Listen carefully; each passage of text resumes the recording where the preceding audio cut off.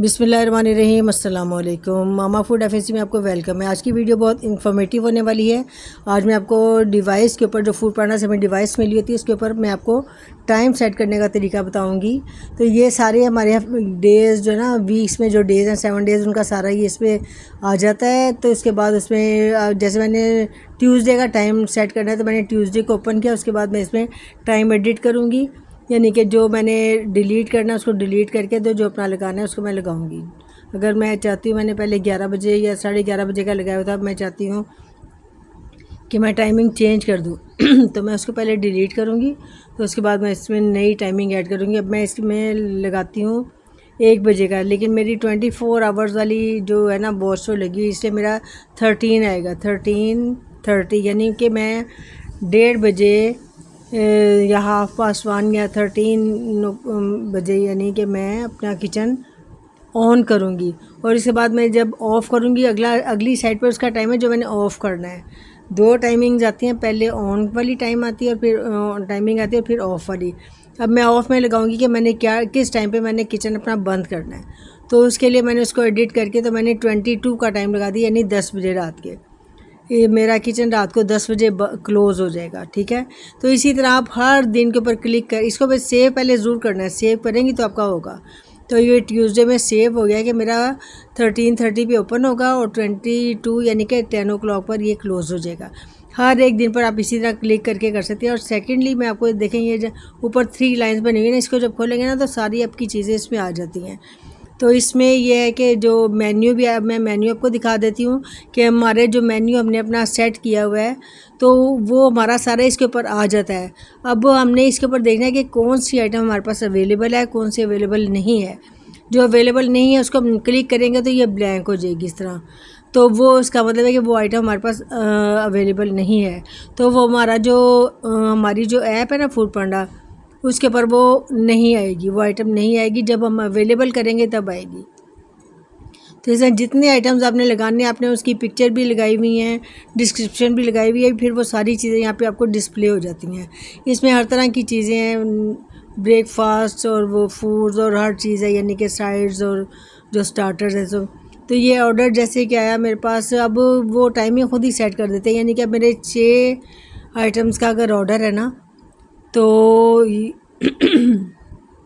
उसमें अब 40 मिनट्स खुद ही सेट कर देते हैं। अब इन्होंने बढ़ाने का जो है ना वो ख़त्म कर दिया। पहले हम इसको टाइम को अपनी मर्ज़ी से कम ज़्यादा कर सकते थे, अब नहीं कर सकते। इसके साथ ही मेरी एक व्यूअर्स हैं, उन्होंने मुझे कहा था कि आप चिकन टिक्का सैंडविच की रेसिपी बताएं। तो चिकन को मैंने मसाला लगा दिया था ऑलरेडी, तो मुझे ख्याल है कि मैं क्यों ना इसकी वीडियो बना लूँ। तो ये मसाले में जो मैंने चीज़ें डाली हैं वो दही है, नमक, मिर्च है, चाट मसाला है, थोड़ा सा तंदूरी मसाला है, इसमें काली मिर्च है, पिसी हुई गरम मसाला है।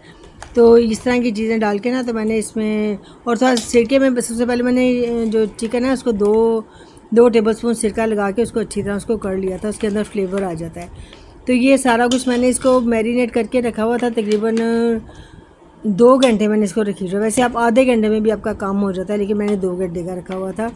तो इसके बाद मैं अब इसको स्टीम देने लगी। मैं क्या करती हूँ कि स्टीम दे के इसको रख लेती हूँ। तो अपना श्रेड करके ना, इसको स्टीम दे के श्रेड करके इसको रख लेती हूँ।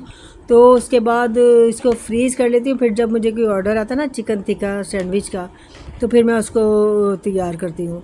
तो ये सारा मैं इसमें जो इसका जो मैरिनेशन है ना वो सारी इसमें, ताकि इसकी में अच्छी तरह इसका फ्लेवर आ जाए।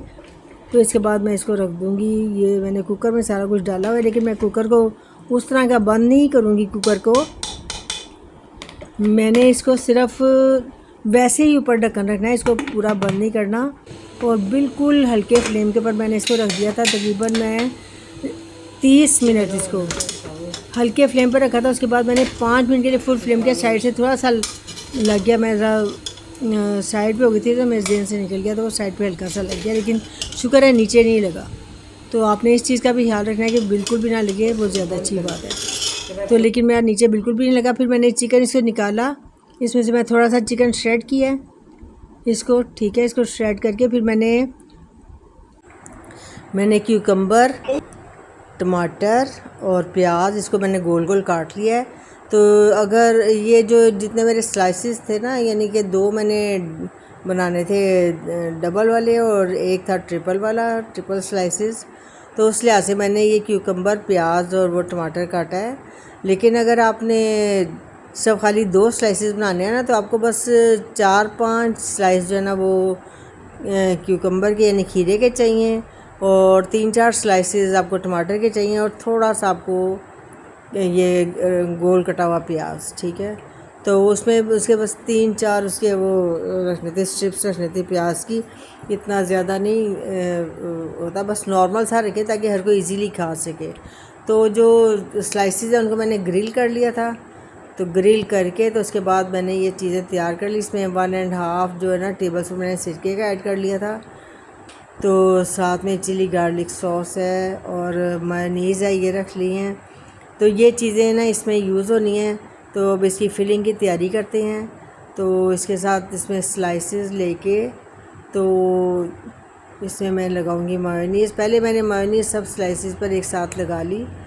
तो मैंने कहा दोबारा फिर जब अगला जो दूसरे स्लाइसेस बच जाएंगे ना उनके ऊपर फिर मैं चिली गार्लिक लगा लूँगी, यानी कि उसके हिसाब से हाफ़ जो स्लाइसेस हैं उनके ऊपर मेयोनीज़ और हाफ़ के ऊपर चिली गार्लिक, इसी तरह होता है मतलब। तो ये मैं जितनी देर ये लगाती हूँ, आप मुझे इसकी फिलिंग करते हुए देखते हैं। तो मैं कोई और बात शेयर कर लेती हूँ इन्फॉर्मेटिव कोई फूड पांडा के हवाले से, और वो मैं ये कहना चाहती हूँ जो नए होम शेफ़ हैं, तो पुरानों को तो एक्सपीरियंस है ही, जो नए है वो बेचारे फंस जाते हैं, उनको एक्सपीरियंस नहीं होता।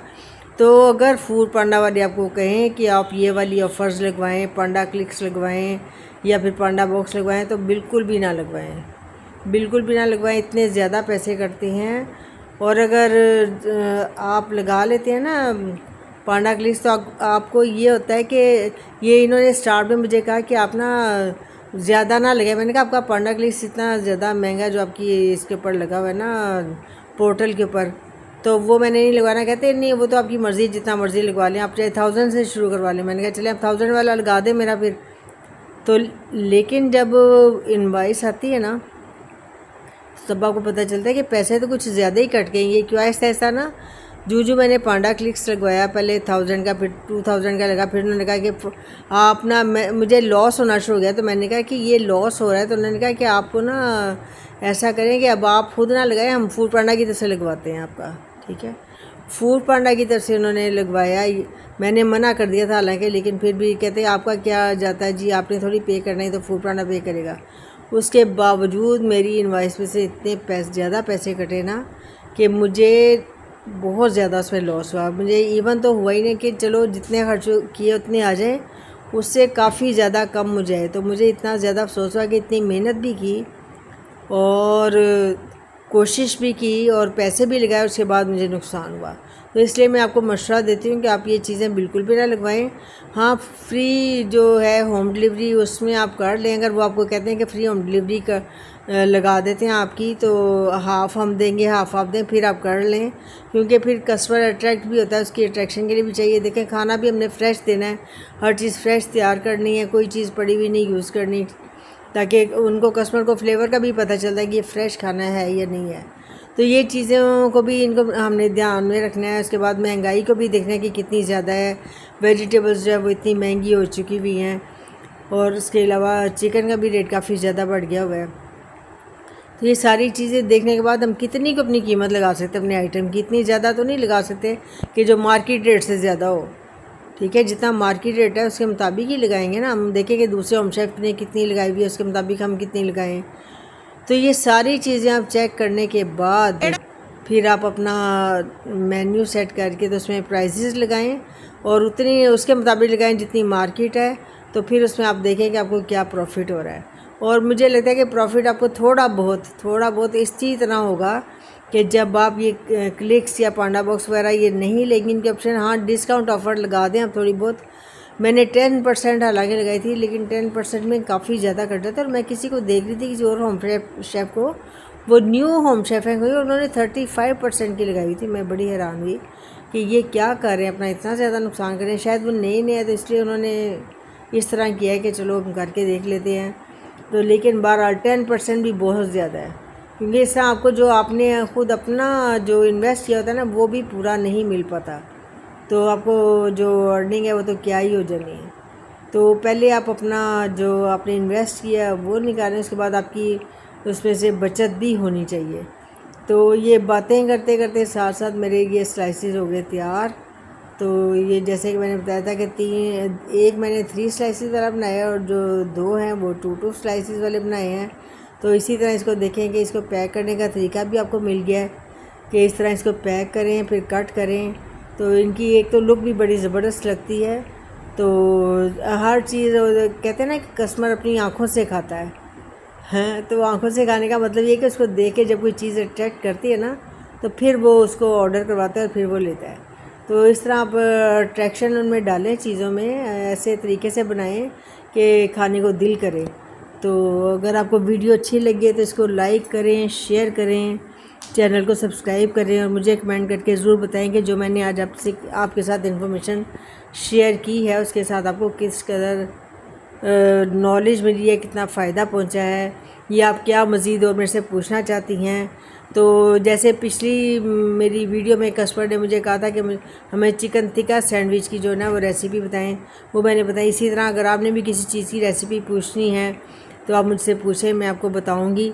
तो ये इसके साथ ही मुझे अब इजाज़त दें। अल्लाह हाफिज़।